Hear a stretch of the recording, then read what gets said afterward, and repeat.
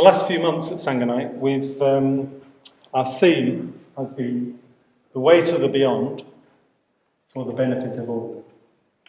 Okay, and what we've been talking about is the Bodhisattva ideal.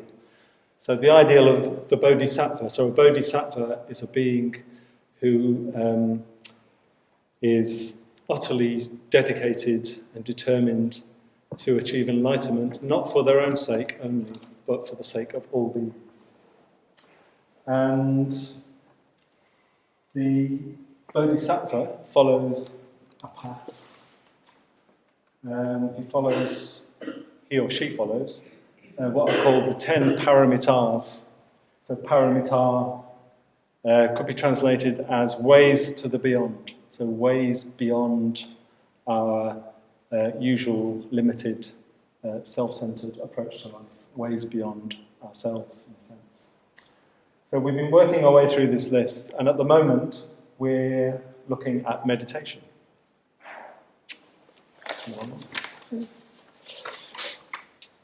So far in this section, so we had an introductory talk from Satyajyoti. So she looked at, well, why do we meditate? What's the purpose of meditation? And she talked about, well, ultimately the aim of meditation is to raise our level of consciousness, to cultivate wisdom. And especially she looked at, well, the importance of going beyond a narrow self-centered perspective and identifying more and more with others. And then last week we had 3 more personal short talks. And in those short talks, people were talking about their experience of the benefits of meditation. The benefits of making efforts to shape our minds, to become kinder, wiser people who actually can really benefit others. So that brings us to today. So we often talk about spiritual life as a path, okay? A path with definite stages and an end point. A path. There's a path, there's stages, and there's enlightenment. Hooray!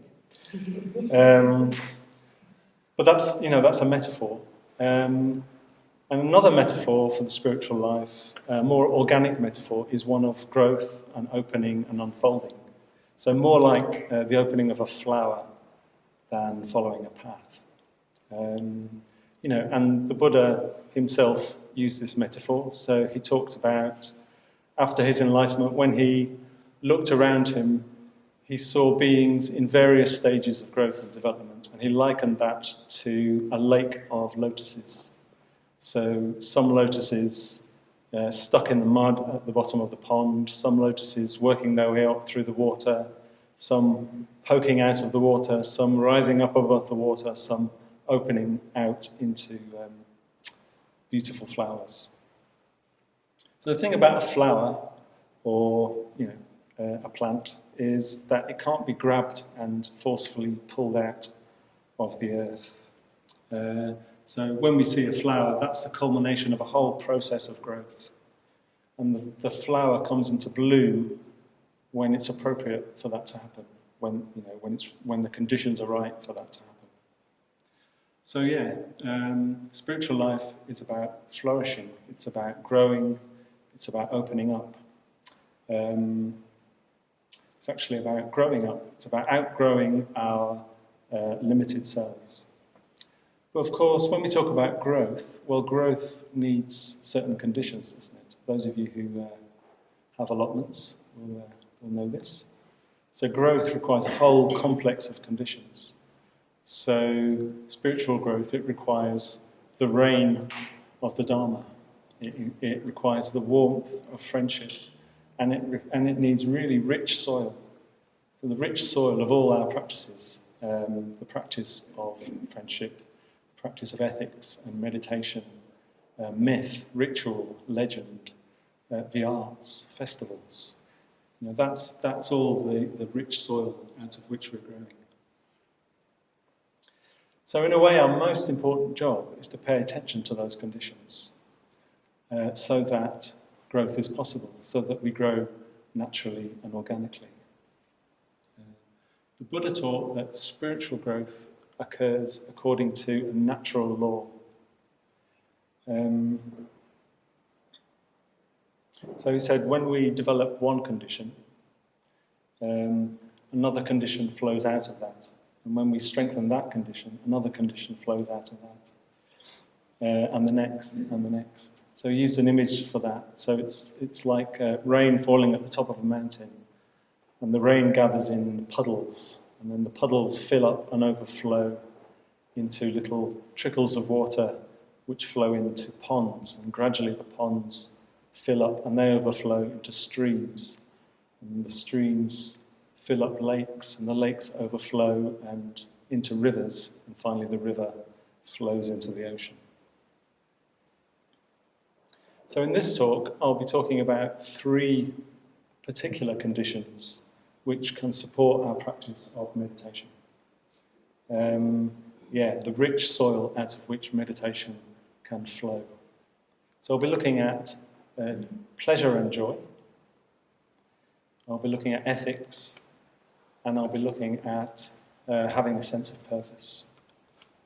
And while I talk about those 3 conditions, I'll also be talking about applying effort in meditation. So I'm going to start with the Buddha himself.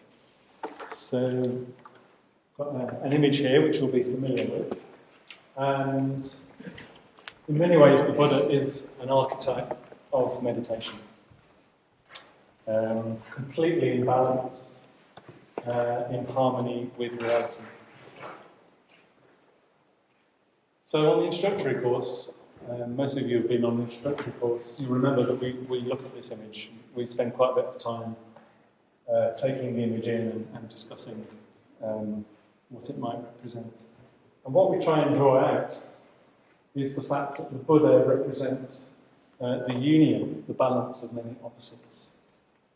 So in this image in particular, we can see that the Buddha is very grounded in the earth.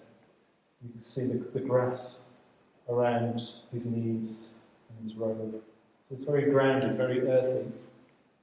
But around his head are stars, galaxies. The Buddha, as well as being grounded in the world, has a vast perspective, a cosmic perspective, a universal perspective. So that's the first set of opposites, groundedness and sort of a bigger, more cosmic perspective. And then we can see from the Buddha's face, that communicates calm and serenity. But then all around the Buddha in this image, we have vibrant, energetic golden light.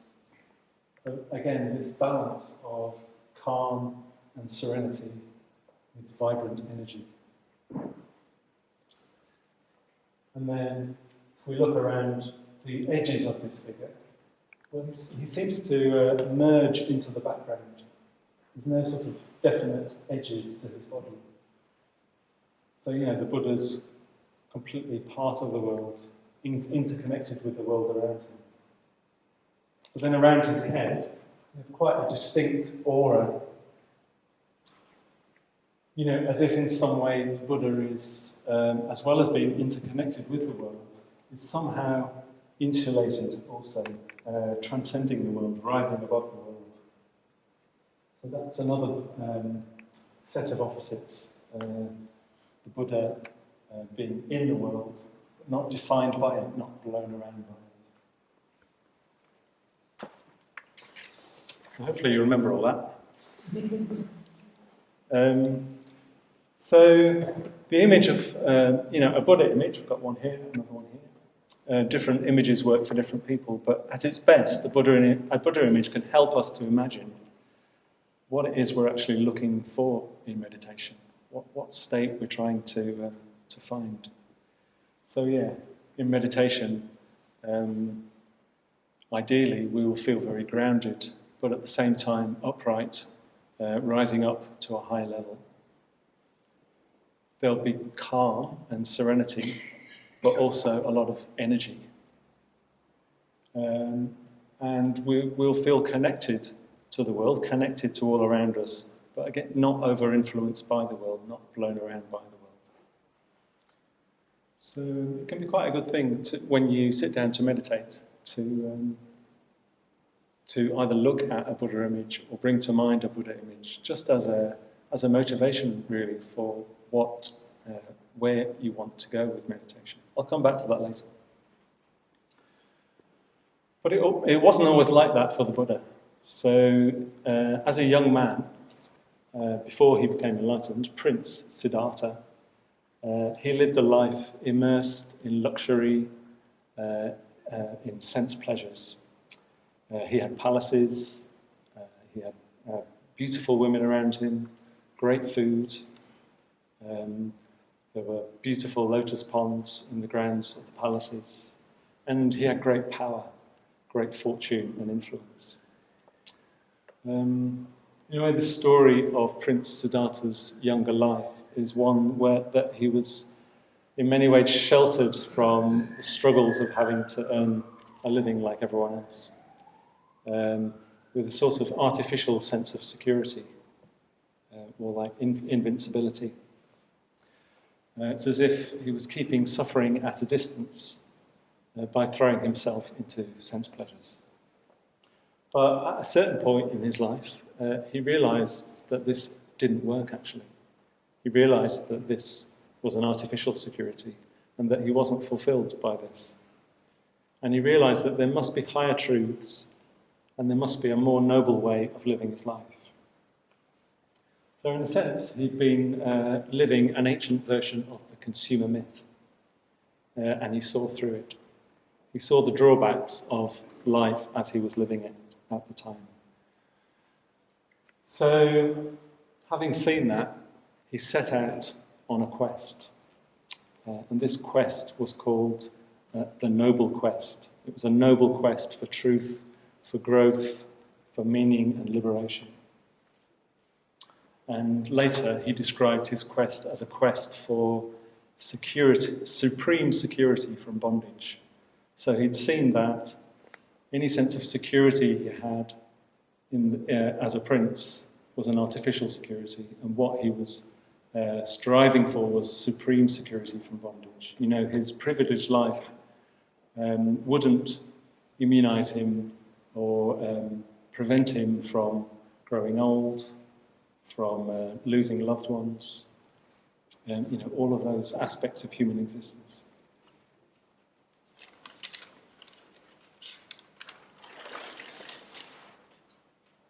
So the sutta, one of the suttas in the Pali Canon which describes this noble quest is the Arya Pariyesana Sutta. It's a bit of a mouthful. Can be translated as the noble quest. The last part of that word, asana, so the real meaning of that is very strong, actually. It's a really strong desire, a really strong longing and searching. In many ways, it means resolve, and it means will and determination. So the Buddha really meant business, and he was prepared to leave absolutely everything behind in that quest. And then the first thing he did with his strong will was to find teachers. So he sought out the two most famous meditation gurus of his age, one after the other, and he spent quite a lot of time with them, and in turn they taught him everything they knew, really advanced esoteric practices.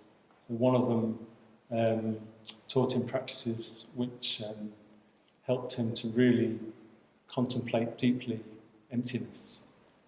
And another teacher taught him the mysterious state of neither perception nor non-perception. And he put in huge amounts of effort with those meditations, and he really excelled. He mastered those practices and became, the foremost among students. So much so that both of those teachers offered him the chance to become their co-leaders. So offered him the chance to become a guru himself, to have his own disciples, to teach meditation, to have influence. But to each of the teachers, he refused that offer. He thought, well, as good as this technique is that I've learnt, in itself it isn't leading me to liberation. It isn't leading me to supreme security from bondage. So after that, he changed tack and he tried a different approach. And this time, he embarked on a new career of radical self-denial, of really harsh ascetic practice. So these were very extreme Hindu practices of the time. In fact, they still exist today. And they're aimed at freeing the soul from the cage of the body. So really sort of denying sustenance to the body with the aim of spiritual awakening. And once again, he made incredible efforts and he excelled. He became famous as foremost amongst ascetic practitioners. He outdid all others and he started attracting disciples. If you're lucky enough to come on pilgrimage in 2018, during our pilgrimages, we go to the place where the Buddha, Prince Siddhartha, did these ascetic practices. And it's quite a moving place. It's a cave up in the mountains, looking down on a valley. In the sutta which mentions this, the Buddha says, "Clenching my teeth, I beat down and crushed my mind with awareness. Just as a strong man, seizing a weaker man by the head or the throat, would beat him down and crush him. And as I did this, sweat poured from my armpits." Nice. He also tried holding his breath for ridiculous amounts of time. And extreme fasting. Fasting to the extent where he cut down his food just so that he was eating 1 grain of rice per day. Unsurprisingly, that got him into a terrible state. "My limbs became like bamboo stems, my backside like a camel's hoof. My spine stood out like a string of beads, my scalp shriveled like a green bitter gourd. The skin of my belly became stuck to my spine. So when I touched my belly, I touched my spine too. If I urinated or defecated, I fell over right there. My hair rotted at its roots and fell from my body. All this from eating so little." So eventually he realised that this wasn't doing him much good. Neither was it good for his body. It wasn't actually getting him to where he wanted to be. He realised it wasn't getting him anywhere near closer to liberation, anywhere closer to supreme security from bondage. And it was around that time a memory came to him. And it was a memory from his childhood. A memory when he was a boy, probably in the grounds of one of the palaces. And he was sitting under a tree on a hot day in the shade. So the breeze on his face, surrounded by nature, relaxed, at ease, happy. And he became absorbed in a plough which was going up and down a field, just furrowing the field. And he remembered that he naturally just fell into a really absorbed state. He became absorbed, calm, with a clear, unified mind, completely at peace with himself and the world around him. So looking back at that, remembering that memory, Siddhartha realised that actually he'd known all along what he had to do. What he realised was that it's possible to experience a wholesome joy and pleasure which has nothing to do with sensuality and which isn't unskillful. And he said, "I'm no longer afraid. of wholesome pleasure. But that's not easy to experience with an emaciated body. So, to the disgust of his companions, he started eating. And they walked out in disgust and renounced him. And his first meal was something like rice pudding, sort of sweet rice pudding. And when he'd regained some sustenance, when he'd got some strength back in his body, he looked for a pleasant place to sit. So he walked across a riverbed.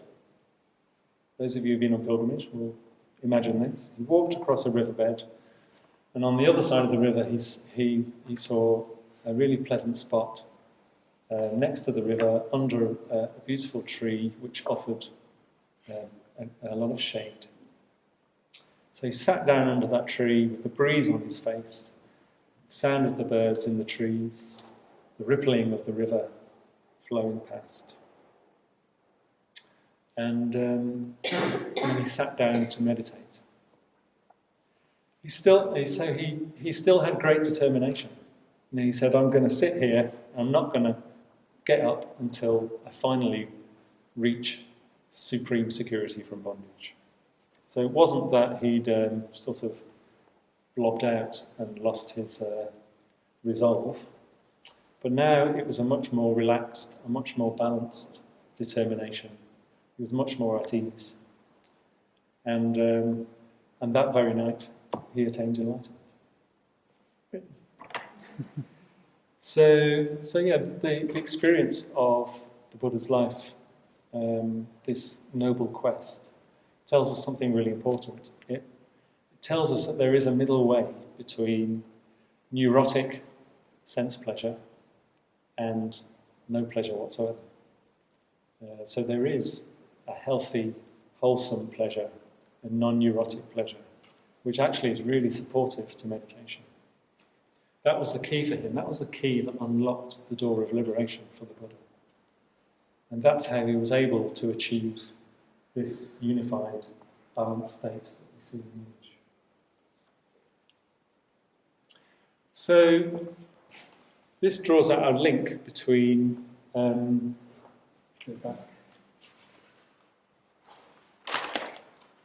so the stage before meditation, which we looked at for a few weeks, is energy, or virya, which can also be translated as effort. So it draws out a link between effort and meditation. So as we've been doing these talks, we've been mentioning a particular text from time to time called the Bodhicharyavatara. This is a text which sets out the Bodhisattva path. It talks about all of these paramitas. And in that book, in the chapter on energy, the writer, Shantideva, talks about the importance of skillful desire and skillful pleasure as conditions for us to make effort effectively. And at the end of that chapter, it says this, visual aid.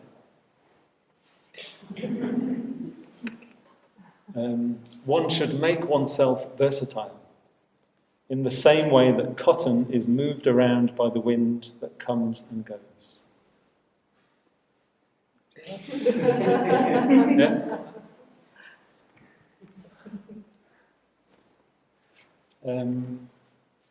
So anyway, that's what we're trying to do. We're trying to make ourselves versatile, flexible. Another word that's used is malleable. So not rigid, not tight, not inflexible. Able to apply ourselves with pleasure and enthusiasm to whatever task we undertake. So the moral of this story is that we need joy in our spiritual lives. We need joy. Spiritual growth isn't meant to be a path of hardship and misery. If we don't find joy and pleasure in our lives, we will become tense and tight and rigid and a bit dry. Sangha actually says that if there's not more happiness in the Sangha, then it probably isn't the Sangha. So he's saying that, a real measure of spiritual development, individually and collectively, is our ability to enjoy life and the enthusiasm that comes from it. The Buddha's the example of the Buddha's life shows us that a forced, narrow, self-denying approach doesn't work, and that the key to meditation is this state of joyful, relaxed determination. So rather than imposing effort forcefully, we're letting it emerge naturally out of positive conditions, out of positive, skillful, happy states. In a way, you could say it's an effortless effort that we're looking for. So there's no need to meditate with clenched teeth like Siddhartha tried. When I was planning to go on my first long solitary retreat, when I say long, I mean 2 weeks. For some people, long is a year, but my first 2-week solitary retreat. So I had ideas, partly from what I'd heard from other people, about what was the right thing to do on a solitary retreat. So I thought, well, I can't take any books whatsoever, because that would be a distraction from meditation. And I'll have to do as much meditation as possible. And I wasn't really looking forward to that, because I just thought, it doesn't sound like much fun, actually. So I went to my preceptor, that's Padmavajra, for advice. I said, okay, so I'm going on my first 2-week solitary. How do you suggest that I go about it? And I fully expected him to say, okay, no books, rigorous meditation practice, stay with your experience 24/7. And what he said was, you could try enjoying yourself. Which was great. It's actually what I wanted to hear. And he said, well, actually the experience of being alone for 2 weeks is sort of hard enough. It's enough of a shock to the system. You don't have to make it harder on yourself. So do take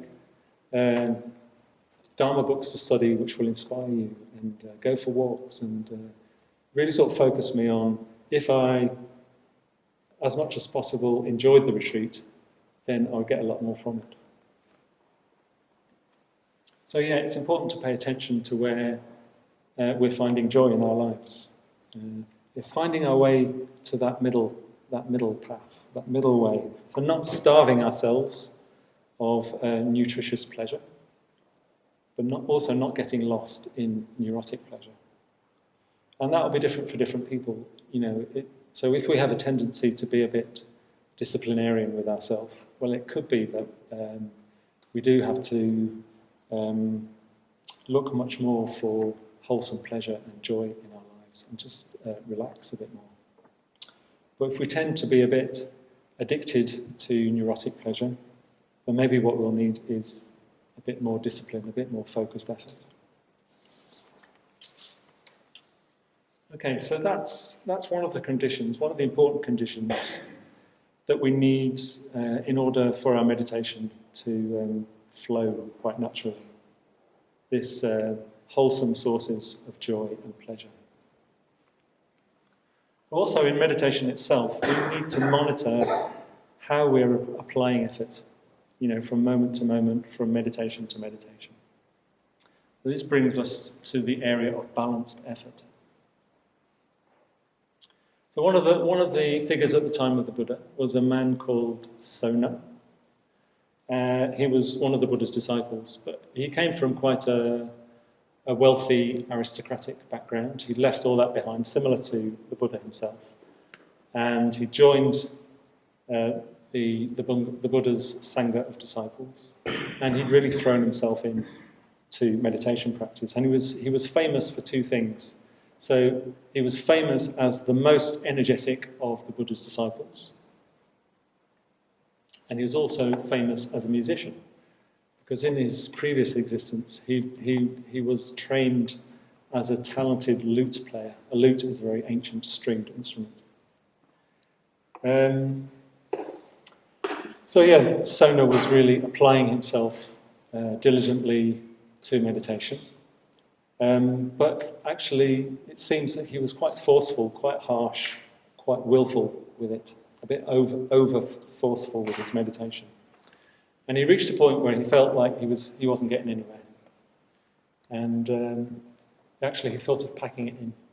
He thought, why don't I just go back to the life I had with all its luxuries, get some enjoyment out of life, and I can do some good deeds on the side, so that will give me some merit. But this really isn't working for me. And the Buddha got to hear of that, so the Buddha called Sona to him. And so he sort of inquired what was going on, and he said to Sona, I hear you're a very talented musician. Sona said, yes, that's true. So, and then the Buddha gave him an analogy using the lute. So, really talking Sona's language. And he said, with your lute, if you tighten the strings too tight, does it make a beautiful sound? And Sona said, well, no, it makes this horrible twanging, screeching noise. And then he said, well, if you loosen the strings but overdo it so the strings are really, really slack, does it make a nice noise then? And Sona said, well, no, of course, it just makes a very unpleasing sort of annoying noise. So the Buddha said, well, meditation's a bit like that. So you really need, just like you have to get just the right tension with the strings of your lute, that your mind needs to be like that in meditation. So it's important not to string your mind too tight or too loose. And you need to find a balance so that your mind can make beautiful music. So, interesting that the Buddha's, in a way, comparing meditation to an art form. You can think of meditation as a method or a science almost with its stages. But the Buddha there is talking as if meditation was an art form, and that Sona really has to look into it and work out for himself the correct balance. Okay, so that's a lesson for us as well. We do need to make effort in meditation. So, obviously in meditation we're making efforts. We're making efforts to shape our minds, to change our minds. We're actively engaging with ourselves. Meditation is sometimes translated, what is described as a kammatthana, which means a place of work. So it's not that meditation is just a leisure activity. We are not making effort. We are working, shaping our minds. And through our efforts, we can change who we are. You'll have experienced that so far with your efforts. That there are, as we heard last week, there are benefits to making efforts. But it's really important that we use the right sort of effort. We use an appropriate effort. So like Sona, we're really looking for that balanced state where we're not so relaxed that our mind's drifting off all over the place or we're falling asleep, but also not so driven that we become tense and tight or get a headache. This process of finding a balance involves really getting to know ourselves, actually, over a long period of time. And it might involve getting the help of our friends, the advice of our friends, the observations of our friends. Another analogy for balanced effort is that of a shepherd who's trying to get his flock of sheep through a gate. Well, I quite like this analogy, with the mind as a flock of sheep, because that's how my mind feels. It doesn't feel like a lute at all, it feels like a flock of sheep, with all the different aspects. And if the shepherd just sits down and reads a book, well, obviously the sheep are just going to wander all over the place and enjoy themselves and be completely uninterested in going through the gate.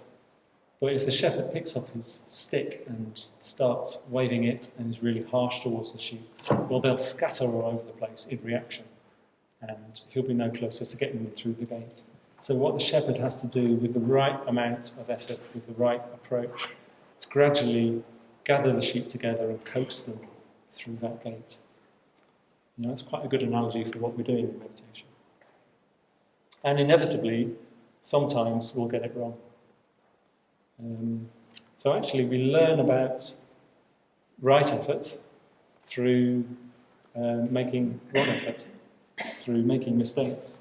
Maybe we will challenge ourselves that, okay, for the next 3 weeks, I'm going to meditate for an hour and a half each morning. And you really sort of stick to that. But then a few days later, a different part of yourself will rebel against that. You'll have a sort of inner rebellion. And then you have to take that into account and try to restore a new balance which is more appropriate for where you are. Actually, I think it's better to make a bit too much effort and get it wrong and learn from that than to persuade ourselves that we'd really be much kinder on ourselves if we just had a complete holiday from meditation. So yeah, meditation, it's a process of trial and error. And no one can do that for us. It involves really paying attention to how much effort we're making and what effects that's having. And if the effects aren't positive, then making adjustments. And that happens from day to day, week to week, year to year, decade to decade. I had an experience of that with morning meditation. Some of my friends will know I'm not a fan of morning meditation. But I used to work in the evolution shop in town for many years, and in a sense the morning meditation was the only time that I could really had a chance to meditate regularly. So I was quite disciplined in those days about getting up, getting down for meditation every day. And what happened was, because I didn't like meditating in the mornings, it was just a really unpleasant experience, and I started to really hate meditation. And that's not positive. So later on, I sort of thought, well, okay, I need to lay off the discipline a bit because that's not working. So I decided, okay, I'll only ever meditate when I feel like it. Okay. You see the pitfalls in that one? I tried that I think I'm still trying that actually. But after a certain amount of time I realised, okay, I can't just go by my feelings, I can't just go with my whims, so there has to be a bit more discipline in that. And so you see that process that I've had to go through. And meditation itself involves, it isn't pure effort. It isn't pure unbroken effort from the first bell to the last bell. So within each meditation there are periods of effort and there's periods of receptivity. And the more experienced you become at meditation, the more you realise that there is this rhythm between effort and receptivity. When to put your foot on the gas a bit and when to take it off. So for example, the mindfulness of breathing, which we'll be doing later, so pay attention. So it's very good before the mindfulness of breathing, just for 2 or 3 minutes, just to sit there. And before you even think about getting into the body or the method of the meditation, just sit there and enjoy sitting there. Enjoy just taking a break from your day, enjoy not being under pressure, enjoy not having anything else to do, having nowhere else to go, no one to impress, and just sit there and relax. So that's starting with relaxation and just opening up. And then, of course, you go into the meditation, and the first 2 stages involve counting. So, counting is a tool which helps us to focus and apply effort. So you have those 2 stages where you tend to be applying more effort. And then in the 3rd stage, you let go of the counting. You have a much broader awareness of what's going on in your body, what's going on in your mind. It's a much more open and receptive state. And then in the 4th stage, you focus in again. And then, of course, after the meditation, there's some more just sitting. So there is this sort of rhythm of effort and receptivity. Pedalling up the hills, but freewheeling down the hills. You remember as a kid going downhill and trying to pedal really fast and sort of falling off. So I've been talking about effort in meditation. Well, what is it we're making effort to do? You know, what is the effort that we're trying to make? Well, primarily we're putting in effort to work with mental states, and particularly those mental states that are getting in the way of this natural, relaxed, balanced state. And you will have come across these in the introductory course when we introduce you to, not that, the 5 hindrances. So I'm not going to go into much detail about these, but I'll just say what they are now. So the 5 hindrances are sense desire, so really sort of grabbing after external things to compensate for a sense of inner lack. Ill will speaks for itself. Anxiety and restlessness, sort of chronic doubt and inability to make decisions. And then sloth and torpor, or drowsiness in the body and the mind. So they're called hindrances because they're thought of as hindrances to meditation. They're what get in the way of our meditation occurring in a natural, organic way. In a way, if we weren't experiencing any of these hindrances, we'd sit down and almost automatically we'd go into an absorbed, calm, serene state. But because most of us, most of the time, are working with these hindrances, so that's where we need to apply the effort. And we need to apply the effort not just in meditation, but also outside of meditation. First thing we have to do is recognise a hindrance as a hindrance. So, and give it a label. So in meditation or in life, you experience ill will or irritation or resentment towards someone. Well, you spot that that's what's happening, and you say, "Oh, I recognise you. That's my old friend, resentment." And then once we've seen what it is and given it a name, then we need to do something about it. We need to apply antidotes. So, for example, if we're experiencing a lot of sense desire, so it's good to really cultivate enjoyment, to look for enjoyment and pleasure in our meditation. The pleasure of just the simple, subtle sensations like the breath moving past the nostrils. Really trying to cultivate a sense of contentment so that we don't feel we need to look outside of ourselves for gratification. Or if we're experiencing a lot of ill will, well, we might realise that we need to do a lot more metta bhavana. We might prioritise metta bhavana for a while over mindfulness of breathing. You might decide to give someone irritating at work a gift. All sorts of ways. If we're experiencing a lot of anxiety and restlessness, so various things that we can do. So outside of meditation, exercise is really helpful. So this is one that anxiety and restlessness is the predominant one for me in the last few months, and I have taken up running to deal with it. So very often I'll get up and rather than meditate in an anxious state, I'll just go for a run, burn off some energy, and really allow all that anxious energy to sort of settle down. In meditation, we can cultivate calm. We can really sort of look for that sense of groundedness, take our attention to the lower part of our body, the contact with the ground. We can imaginatively use calming imagery, like waves rolling up and down a beach, or imagining yourself sitting as a mountain with that sort of deep base rooted in the ground, but the top of the mountain sort of rising above the concerns of the world. If you suffer from chronic doubt, a good sign of this is when you sit down and can't decide which meditation to do. Tip there.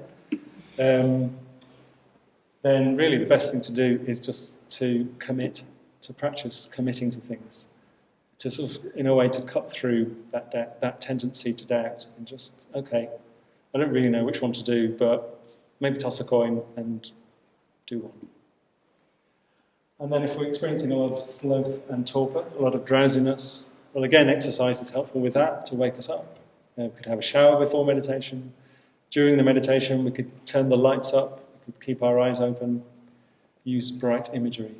So all these things will, hopefully you'll remember from the introductory course.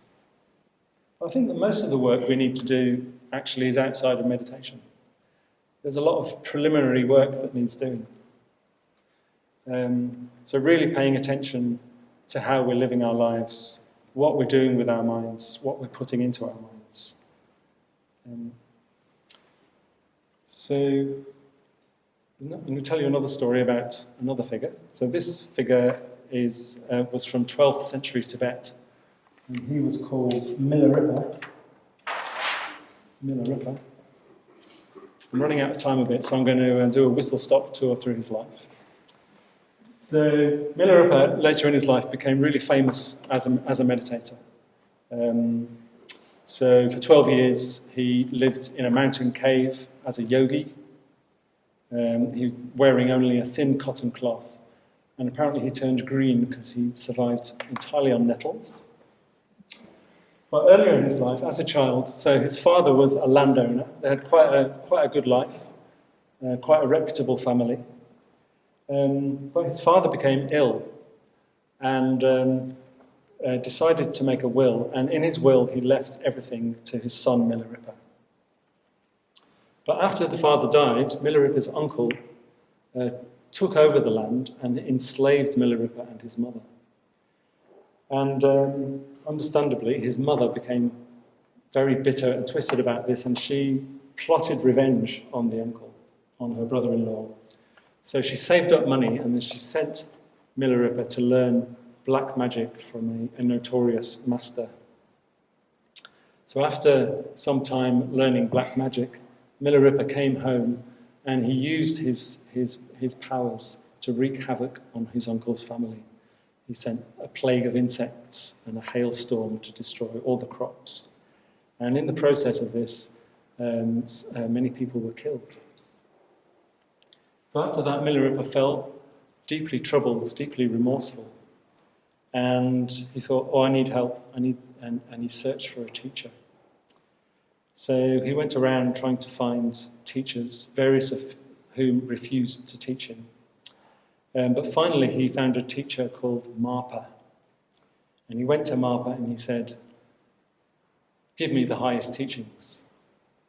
So, Milarepa was used to exercising power, so he learnt this black magic. And I think with great power can come an arrogant attitude. So he took that arrogant attitude to his teacher and in a way demanded advanced meditation teachings. And Marpa sort of played with him, said, well, shall I, shan't I? Maybe I will, maybe later. And first of all, he gave Milarepa a task. So there was a huge pile of boulders, and he said to Milarepa, I want you to build a tower out of those boulders. Milarepa sort of gobsmacked because he thought he was going to get a meditation teaching. But very diligently and obediently, one boulder by boulder, he erected this tower. I was trying to imagine earlier how one person could single-handedly make a tower out of rock. So anyway, he did that. And he went back very pleased with himself to his teacher and said, okay, I've done it. Expecting, okay, now I can have the teachings. But then what Marpa said, he just dismissed it. He said, oh, that's not very good. Take it down and build it over here. So then, boulder by boulder, Milarepa had to dismantle the tower, carry those really heavy boulders on his back to the other side of the field and build it again there. To cut a long story short, this happened again and again and again. So Milarepa had to build many, many towers And in the process, he developed many sort of weeping sores on his back. And as he was doing this, Marpa just mocked him. Said, "Come on, great magician, you can do better than that." So Milarepa got a bit despondent, and what he did was he persuaded his teacher's wife to give him a letter of introduction to a different teacher. I didn't like this teacher, so it's not what I wanted. So he went off to another teacher, and hearing this, Marpa was absolutely furious. But there was nothing he could do about it. But sometime after that, Milarepa, realising the mistake, he returned. And when he returned, Marpa relented. And actually he said, "If only you had built just one more tower, I would have taught you meditation." He explained to Milarepa that he immediately saw that Milarepa had loads of potential, but that what was getting in the way, what his hindrance was arrogance and self-importance, and that something needed to be done about that. Otherwise there'd be absolutely no point teaching him advanced meditations. He'd either get nowhere or he'd take them the wrong way and cause himself harm. So what needed to happen to Milarepa was he needed to become more humble, more receptive. And then after that, Marpa did teach Milarepa meditation, and he went on to become this great meditator who had many disciples and started a lineage which carries on till today. So in a way, the same is true of us. Most of our efforts need to be addressed at the preliminaries. So those unhelpful, unskillful mental states we carry around with us, our hindrances, the conditions of our life, the conditions out of which growth happens needs to be in a good state. That soil needs to be in good nick. For Milarepa, it was arrogance. For another person, it might be anxiety, ill will, etc. And it's a really long, painstaking process of getting to know ourselves, getting real about where we're at, chipping away at those hindrances, engaging our emotions more deeply, and outgrowing our current limited selves. So we may not develop huge weeping sores on our back, but it certainly won't be easy. And we'll certainly need help from our friends, those more experienced than us, and we will need to be receptive to them. I've got more to say, but I'm going to stop now. Thank you.